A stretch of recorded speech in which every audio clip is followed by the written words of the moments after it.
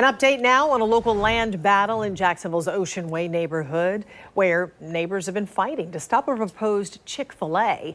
Taking a look at Sky 4 drone video of the North Creek subdivision, you see the patch of trees there. That's where the developer wants to build the restaurant and drive-through. Well, a big concern for neighbors is the traffic they say this would create. News4Jax reporter Ariel Schiller visited the site today after speaking with neighbors and a civil engineer about a revised traffic study for the area. This sign right here marks where the proposed Chick-fil-A location would be if it gets approved. It's about 50 feet away from the front entrance of the North Creek subdivision.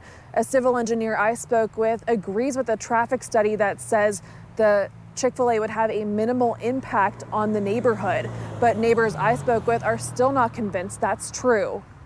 I don't even know of any McDonald's or Burger Kings that exist on two-lane or residential streets. They're always on major infrastructure roadways. It boggles my mind that they're even considering this.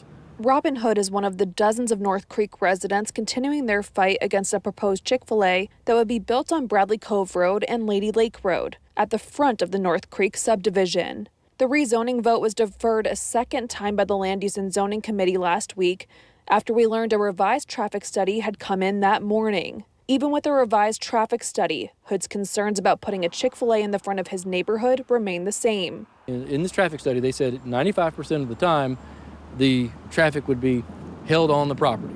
That means that 5% of the time, it's going to spill out onto the street. 5% of 16 hours is 48 minutes.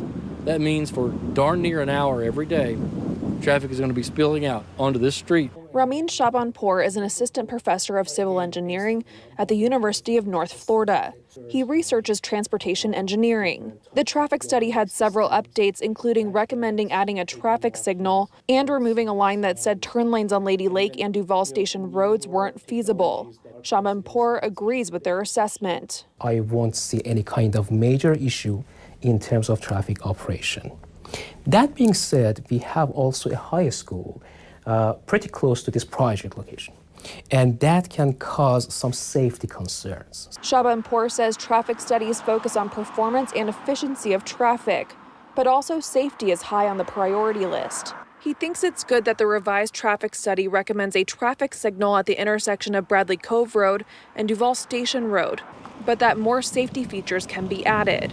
We have different types of warning systems like flashing lights or enhanced lighting in the area for kids, especially in early mornings or late afternoon, pavement marking, roadside signs, reduce the speed limits. Roberta Smith is another North Creek resident fighting the rezoning. She feels the traffic study doesn't reflect reality.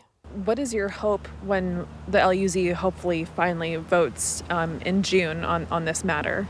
I really hope that they will take the time to listen. I mean, like, really put themselves in our situation. Like, what if you lived here and this was your neighborhood?